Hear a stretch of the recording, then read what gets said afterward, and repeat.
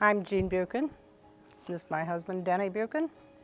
And we're associated with the house through the very beginnings, from the very beginnings with LODOT, our parent support group at Children's Hospital, which is the acronym for Living One Day at a Time. Our daughter had neuroblastoma.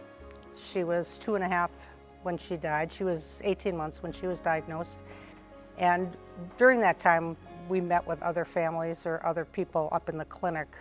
You know, we just bonded and got to know each other and talked about this idea of, you know, getting families together.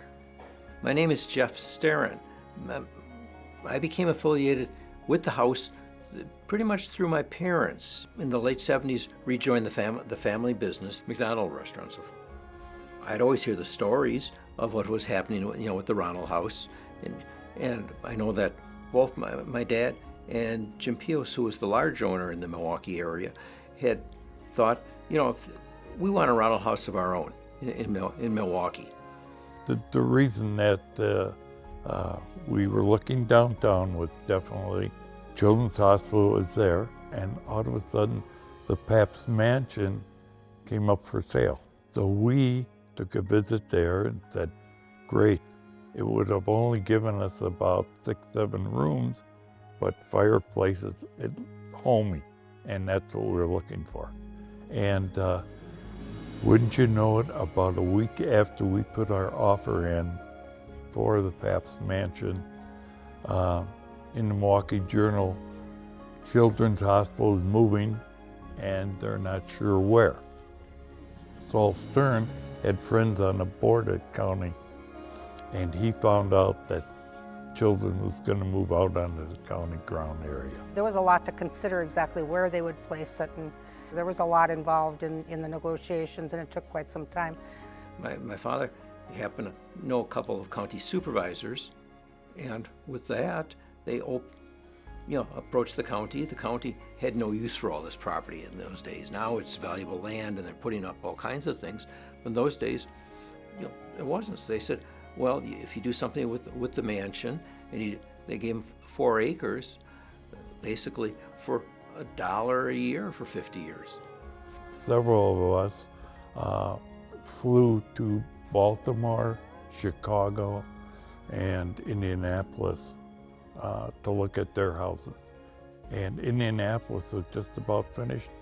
And the house here, Bob Kramer, who was the architect, myself, looked at the Indianapolis and said, it was a big open house. We said, this is what we want.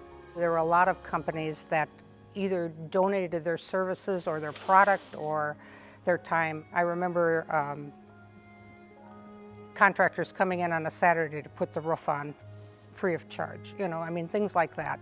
You know, the community really pulled together and really helped make this house what it is, because there was an awful lot of contributions throughout the community. It became our charity.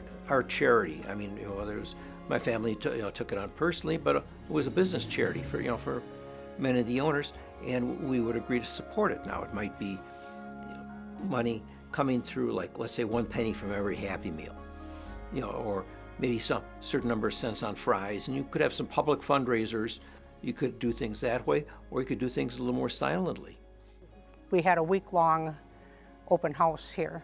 I remember on the weekend, the lines were way down on Watertown Plank Road to try and get in. Everybody wanted to tour the house. I mean, it was unbelievable.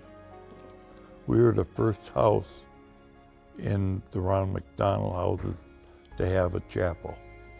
We were the first ones, okay? And then, we had so many different things for the kids to do. We got 4.5 acres out here, and to go wandering and playing like kids do, we wanted that. So that was the most important thing, to make this a home as much as we possibly could.